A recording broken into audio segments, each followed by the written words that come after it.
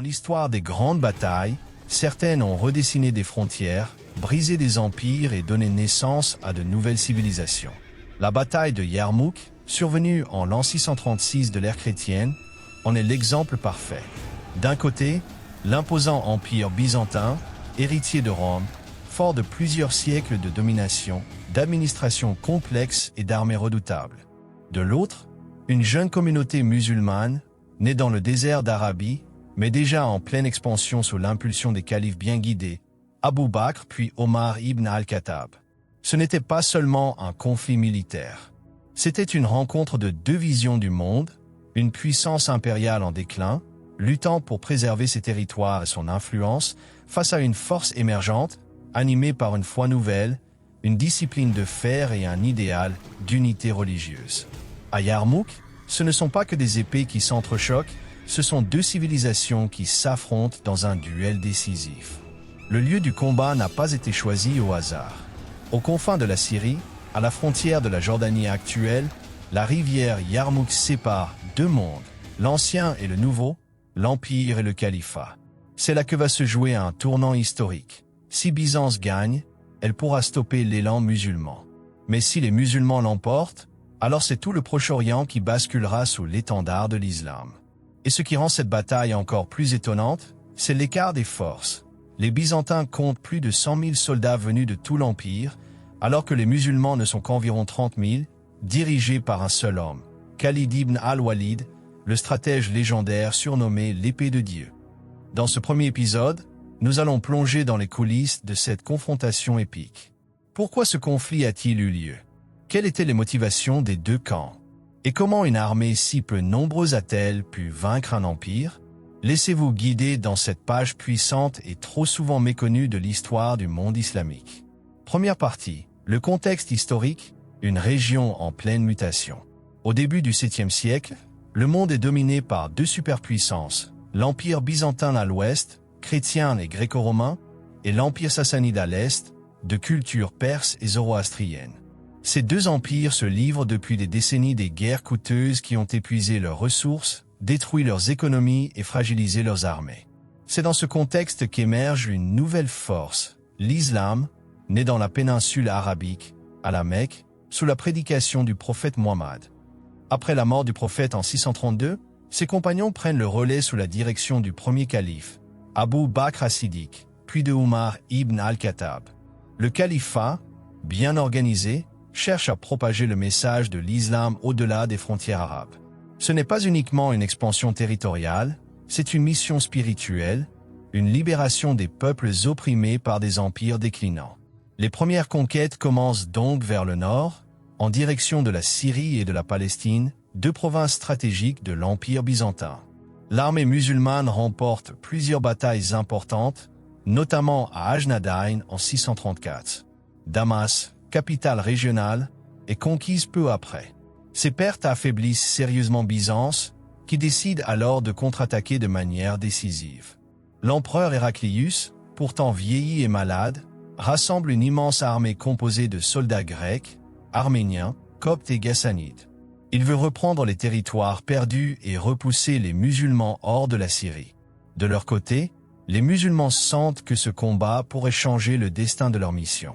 Ils savent qu'une victoire contre l'Empire byzantin légitimerait leur présence dans la région et ouvrirait la voie à Jérusalem, à l'Égypte et au reste du Levant. La tension monte. Des troupes convergent des différentes régions conquises et le commandement est confié à Khalid ibn al-Walid, général redouté et expérimenté, connu pour ses tactiques brillantes. C'est donc dans un climat de tension extrême, marqué par des enjeux religieux, militaires et géopolitiques, que les deux armées se dirigent vers la vallée du Yarmouk, un lieu désertique, balayé par les vents, qui deviendra le théâtre d'un affrontement décisif. Le monde s'apprête à basculer. Partie 2, Khalid ibn al-Walid, le stratège de Dieu. Au cœur de cette bataille historique se trouve une figure militaire légendaire. Khalid ibn al-Walid, surnommé par le prophète Mohammed lui-même Sef Allah al-Masloul, l'épée dégainée de Dieu. Ce titre n'est pas un simple honneur. Il résume l'incroyable destin d'un homme passé du statut d'adversaire de l'islam à celui de son plus brillant général. Khalid était d'abord un chef militaire redouté par les musulmans. Il commandait les troupes mécoises lors de la bataille d'Oud, infligeant une défaite partielle aux musulmans. Mais quelques années plus tard, touché par le message de l'islam, il se convertit et devient un compagnon fidèle du prophète. Dès lors, son génie militaire est mis au service de la foi. À la mort du prophète, Khalid joue un rôle central dans la lutte contre les tribus apostates durant les guerres de Rida. Il mène ensuite les campagnes militaires en Irak contre les Perses et en Syrie contre les Byzantins. Sa réputation de stratège et de meneur d'hommes grandit rapidement. Il ne perd aucune bataille durant toute sa carrière militaire. Lorsque la menace byzantine devient imminente, le calife Omar ibn al-Khattab nomme initialement Abu Ubaïda ibn al-Diyara comme chef des troupes. Mais face à l'urgence et à l'ampleur du danger, il accepte que Khalid prenne le commandement suprême pour affronter l'armée romaine. Khalid rassemble alors environ 30 000 à 40 000 hommes, qu'il répartit en divisions bien organisées, selon les origines tribales, la compétence et la fonction. Son génie ne réside pas seulement dans l'organisation, mais surtout dans sa capacité à lire le terrain, à anticiper les mouvements ennemis et à adapter sa stratégie en temps réel. Il impose une discipline stricte, renforce la cohésion entre les combattants et prépare des plans de secours pour chaque situation. Il installe les camps musulmans de façon à pouvoir encercler l'ennemi ou battre en retraite sans panique. Khalid savait que l'arme la plus puissante de son armée n'était pas l'épée, mais la foi. Ses soldats n'étaient pas motivés par le butin ou la gloire, mais par la certitude de défendre une cause juste. Sous son commandement, ils étaient prêts à donner leur vie sans hésitation. À Yarmouk, Khalid n'allait pas seulement livrer une bataille contre une armée. Il allait prouver que la foi, guidée par une stratégie brillante, peut renverser les plus grandes puissances du monde. Troisième partie, le déroulement de la bataille, 6 jours de feu et de sable. La bataille de Yarmouk éclate en août 636 dans une vallée désertique bordée par les gorges profondes de la rivière Yarmouk. Le climat est étouffant, le terrain difficile, balayé par des vents chauds et du sable. Face à l'armée musulmane de 30 000 à 40 000 hommes, les Byzantins ont rassemblé une force écrasante, estimée à 100 000 soldats, voire plus, composée de Byzantins, Arméniens, Arabes chrétiens et autres alliés régionaux. La bataille se déroule sur 6 jours, marquée par des combats acharnés et des retournements de situation. Dès le premier jour, Khalid ibn al-Wali adopte une stratégie défensive. Il place ses hommes en formation souple, leur ordonne de ne pas poursuivre l'ennemi trop loin et garde une réserve mobile de cavaliers prêts à intervenir à tout moment. Chaque jour, les Byzantins lancent des assauts massifs, espérant briser les lignes musulmanes. À plusieurs reprises, les musulmans reculent sous la pression, mais Khalid les regroupe, redonne confiance et contre-attaque. Il utilise le relief naturel du terrain pour désorganiser les attaques ennemies, piège les troupes dans les vallées étroites et exploite le vent pour faire voler le sable dans les yeux des Byzantins. Le 4e jour, les Byzantins réussissent presque à percer l'aile gauche musulmane. Mais Khalid intervient personnellement avec sa cavalerie, repousse l'ennemi et restaure l'ordre. L'endurance des musulmans impressionne même leurs adversaires. Les combattants, bien qu'épuisés, tiennent bon, galvanisés par leur foi et la certitude de défendre une cause juste. Le 6e jour, Khalid lance une offensive générale. Grâce à une manœuvre éclair, il parvient à encercler les Byzantins en les repoussant vers les gorges du Yarmouk. Pris au piège, beaucoup se jettent dans le vide ou sont massacrés. L'armée byzantine est littéralement anéantie. Ceux qui parviennent à fuir sont peu nombreux. Cette victoire ne tient pas au hasard.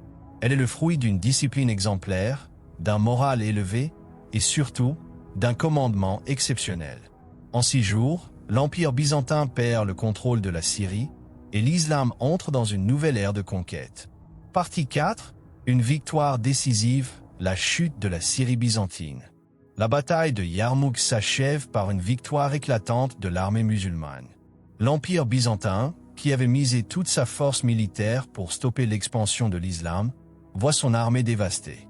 On estime que des dizaines de milliers de soldats romains périssent dans la bataille, noyés dans la rivière, tombés dans les ravins ou abattus sur le champ de guerre. La défaite est si écrasante que l'empereur Héraclius, alors installé à Antioche, quitte la Syrie en déclarant amèrement: « Adieu, Syrie, mon dernier regard sur toi. » Cette phrase marque la fin de la domination byzantine sur une région qu'il contrôlait depuis des siècles. En quelques mois après Yarmouk, les villes majeures comme Damas, Homs, Alep, puis Jérusalem tombent l'une après l'autre entre les mains du califat. Les habitants, fatigués par les lourds impôts byzantins et souvent en désaccord religieux avec Constantinople, accueillent parfois les musulmans avec soulagement. Mais cette victoire n'est pas seulement territoriale. Elle a une dimension idéologique et spirituelle. Pour les musulmans, c'est la confirmation que leur foi n'est pas seulement vraie dans les cœurs, mais qu'elle est capable de transformer le monde. Elle prouve que l'islam, même jeune et sans richesse matérielle, peut tenir tête aux empires les plus puissants grâce à la justice, l'unité et la foi. D'un point de vue stratégique, Yarmouk ouvre un boulevard vers le crescent fertile, la Palestine, la Jordanie, l'Égypte et l'Irak. Les routes commerciales changent de main. Les églises et les temples sont désormais voisins de mosquées. Une nouvelle ère s'ouvre, marquée par une transition en douceur dans de nombreuses régions, où les musulmans offrent la dîma, c'est-à-dire protection, aux populations juives et chrétiennes qui choisissent de ne pas se convertir. Le général Khalid ibn al-Walid, bien qu'essentiel à cette victoire, sera écarté peu après par le calife Omar, non pas par manque de mérite, mais pour rappeler que la victoire vient d'Allah et non d'un homme, aussi valeureux soit-il. Yarmouk n'est pas seulement une bataille remportée. C'est un moment fondateur, un tournant qui transformera durablement le visage du Proche-Orient et marquera l'entrée de l'islam comme force géopolitique mondiale. Cinquième partie, un héritage et une leçon d'histoire. La bataille de Yarmouk ne fut pas une simple confrontation militaire. Elle marque l'un des tournants les plus décisifs de l'histoire du monde. Cette victoire scelle la fin de la domination byzantine sur la Syrie et initie l'établissement d'un nouveau pouvoir fondé sur l'islam. En quelques jours, une armée modeste mais déterminée avait triomphé d'un empire vieux de plusieurs siècles. C'est une démonstration éclatante que la force de conviction et la stratégie peuvent triompher de la puissance matérielle et du nombre. Dans les siècles qui suivent, Yarmouk restera gravé dans la mémoire des peuples musulmans comme un symbole de la foi victorieuse, de l'unité et de l'intelligence militaire. Elle inspire les générations de dirigeants, de penseurs et de soldats.